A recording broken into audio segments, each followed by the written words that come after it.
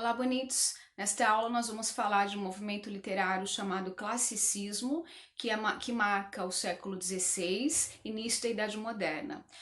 O movimento do classicismo ele está inserido dentro de um movimento artístico, cultural mais amplo, chamado Renascimento, que foi irradiado da Itália.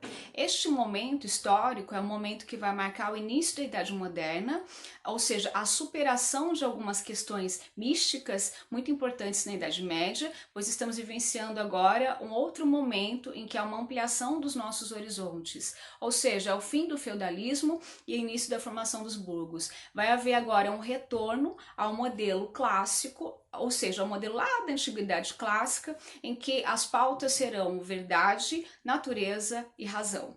Por essa razão, há um distanciamento dos dogmas religiosos. Não significa que o homem neste momento esteja negando Deus, isso ainda não está acontecendo, mas ele se distancia desses dogmas, porque ele está vivenciando um momento ligado a desenvolvimento científico por conta das ciências náuticas e a ampliação dos seus horizontes geográficos e também a ampliação dos seus horizontes intelectuais, em prol desse momento de racionalismo que o homem do século XVI está vivenciando. Ou seja, há um distanciamento da religiosidade. Você pode olhar aí nas pautas que a gente colocou do ladinho no esquema para você. É um período marcado pelo antropocentrismo, ou seja, superamos agora na Idade Moderna o misticismo que marca o momento teocêntrico da Idade Média. Estamos então, como eu disse, ampliando os nossos horizontes geográficos e intelectuais. Por essa razão, a produção literária, também chamada de literatura renascentista, como ela retoma o modelo clássico lá da antiguidade clássica, em que essas pautas como verdade, natureza e razão existiram, essa produção ela vai resgatar também a literatura produzida naquele momento histórico, na Antiguidade Clássica, em que você encontra esses elementos, ou seja, em que a figura humana é o grande centro das atenções, a figura humana é o modelo, vamos dizer assim, de mundo. Na produção literária da Antiguidade Clássica, em que a gente encontra esses elementos, a gente vai verificar, como nós estamos falando de um retorno à Antiguidade Clássica e falando do modelo greco-romano, a gente vai encontrar na figura, na produção do Homero, duas obras importantes, como a Ilíada e a Odisseia.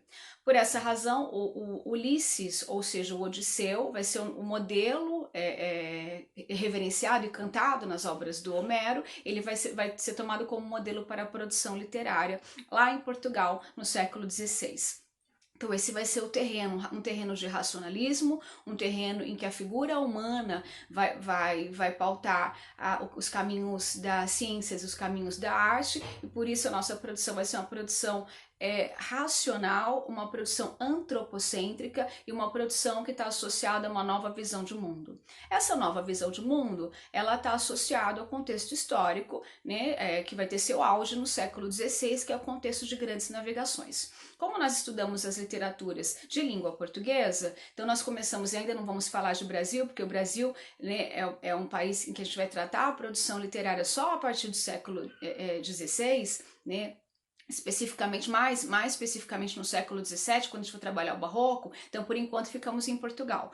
Então, lá em Portugal, vamos entender o contexto, esse contexto histórico que vai ser o terreno de produção da literatura. Então, as ciências náuticas vão ser importantes nesta produção racional. Por que razão? Porque, afinal de contas, já havia uma rota comercial estabelecida com as Índias. Vamos lembrar que o produto que vai dinamizar a economia na Europa, especificamente, serão as especiarias. Já havia uma rota traçada que era feita por terra, mas era uma rota que enfrentava muitas dificuldades, como altos impostos, como o fato de haver muitas perdas, a distância para chegar até o destino, né, para se conseguir as especiarias.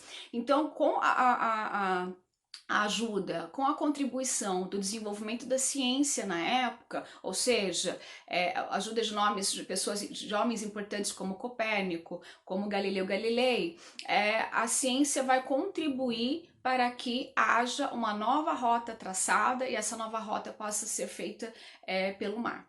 Ou seja, a gente vai ter agora a Portugal, que vai se tornar líder na expansão ultramarina, e Portugal ela vai precisar de ter um desenvolvimento tecnológico para conseguir traçar essa nova rota. Então ela vai precisar desenvolver melhorar, né, a construção das suas caravelas, ela vai precisar de desenvolver mapas, vai precisar de desenvolver o astrolábio, a bússola, ou seja, ela vai estar agora preocupada em questões voltadas para uma produção científica que vai contribuir com essa expansão ultramarina. Nesse contexto de dinamismo econômico, nós temos agora o desenvolvimento do mercantilismo.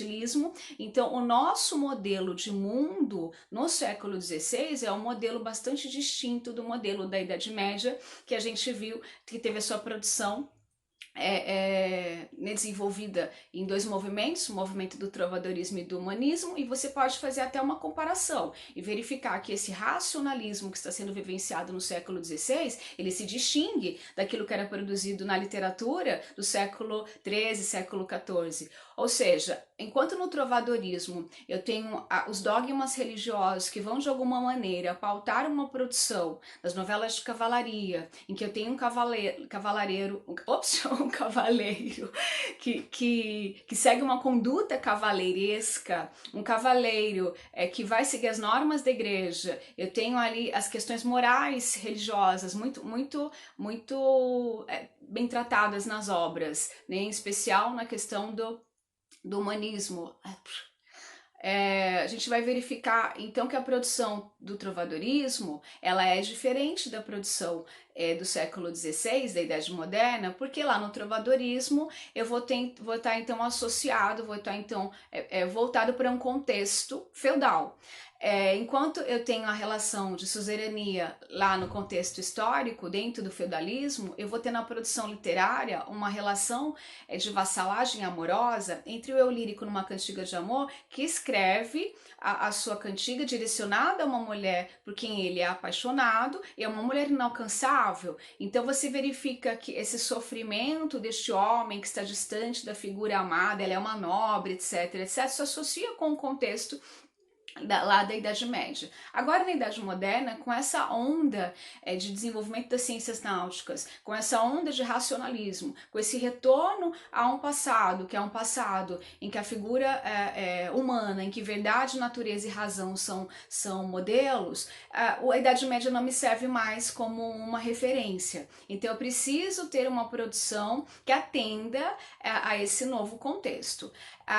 Dentro dessa discussão de racionalismo, vocês devem ter ouvido falar algumas vezes a respeito da figura do homem vitruviano, que vai ser um homem que vai ficar muito famoso, um desenho muito famoso a partir do Da Vinci, embora não tenha sido ele o primeiro cara que pintou o homem vitruviano. Há outros estudos a respeito, há outras pinturas, inclusive se você procurar na internet você vai achar que há outros antes do Da Vinci que estudaram o homem vitruviano, mas o Da Vinci ele fez um estudo aprofundado a partir dos estudos do arquiteto romano Vitrúvio, por isso que o nome do desenho, né, o nome do estudo dele vai ganhar, vai estar associado, né, à própria origem, né, desse pesquisador, o Vitrúvio, então o homem vitruviano, em que o Leonardo da Vinci vai fazer uma pesquisa extensa em que você vai perceber que a partir do desenho dele, né, essa figura que você vê que um homem você vê que a figura do homem vitruviano é uma figura que vai servir como cânone das proporções para o mundo, ou seja, como se a figura humana ela fosse agora, neste momento histórico, ela fosse uma referência para a produção da ciência, para as pesquisas científicas e para a produção artística. Até o momento que, por exemplo, vão dissecar os corpos humanos, é o momento que vão desenvolver algumas pesquisas associadas à medicina, é o momento em que a figura humana vai ser um modelo na pintura, na arquitetura e na literatura. Então, na pintura, por exemplo, ou na arquitetura, você vai encontrar a figura humana como foco, né, como uma pintura num primeiro plano, e se for numa escultura, como por exemplo o caso do Davi, do Michelangelo, você vai ver que a figura dessa estátua, né, a figura dessa escultura que está lá no Museu de Florença, é uma figura que tem ali detalhes do corpo humano que tiveram que ser analisados de maneira minuciosa para que se conseguisse reproduzi-los ali numa escultura feita de pedra. Então, se você olhar minuciosamente o corpo do Davi, você vai verificar que até as veias do corpo dele o Michelangelo conseguiu talhar na pedra. Então, o homem vitruviano, que é na verdade um estudo em que o Da Vinci vai conseguir evidenciar, trazer evidências de que o homem tem uma proporção no seu corpo, né? Você vai ver que, por exemplo, tem alguns números que ele vai evidenciar, como a sua mão, ela tem a medida, o comprimento de 4 dedos, o seu pé, quer dizer, a sua mão, a sua palma, né, que eu quis dizer, a sua palma, ela tem a medida de 4 dedos, o seu pé tem a medida de 4 palmas, o seu corpo, a altura do seu corpo dá exatamente 4 antebraços, o seu antebraço do tamanho do seu pé, a envergadura do seu corpo, né, de ponta a ponta dá a sua altura. Então existe uma proporção muito racional aí do corpo humano, e essa proporção ela vai servir agora como modelo para as produções. Pensando nisso, como que a literatura vai entrar nessa questão? A literatura não vai deixar de ser racional. Como o nosso modelo é um modelo clássico, então a gente vai procurar uma produção literária para que a gente possa tomar como modelo, em que a figura humana ganha destaque e seja reverenciada como um grande herói, representante de repente de um povo. A gente vai encontrar essa figura lá em Homero, nas obras Ilíada e Odisseia, em que o Odisseu, ou como nós conhecemos Ulisses, vai ser um modelo para a produção literária do século XVI. Isso vai culminar numa obra escrita pelo grande autor do classicismo português, o Luís Vaz de Camões, que em 1572 vai escrever a sua obra Os Lusíadas, em que ele vai cantar os feitos heróicos do povo luso, ou seja, dos portugueses. Então, essa questão do homem como modelo do mundo vai ser representado na arte a partir de simetria, a partir de equilíbrio, a partir de beleza e de verossimilhança.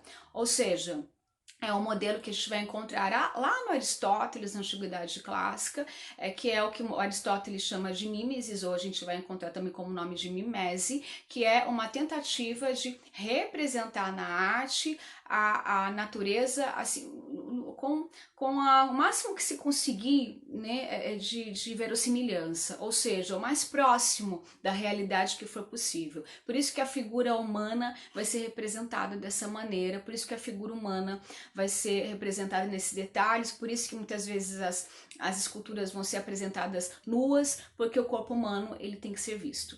Ou seja, é um momento de racionalismo, é um momento de não olhar mais para as minhas dores como eu olhava lá no trovadorismo, na Cantiga de Amor. Então agora o meu olhar sobre as questões humanas não estão mais associadas a uma subjetividade, ou seja, não tem mais a ver com o meu olhar, eu comigo mesmo. Isso vai ter a ver com uma visão universal do mundo. Então, quando você encontrar temas como amor, por exemplo, numa produção da literatura renascentista ou classicismo, né, como ela é chamada, você vai perceber que há uma visão universal. Ok? Então os temas vão ser trabalhados dessa maneira agora, não é mais com o olhar de fora para dentro, mas de dentro para fora.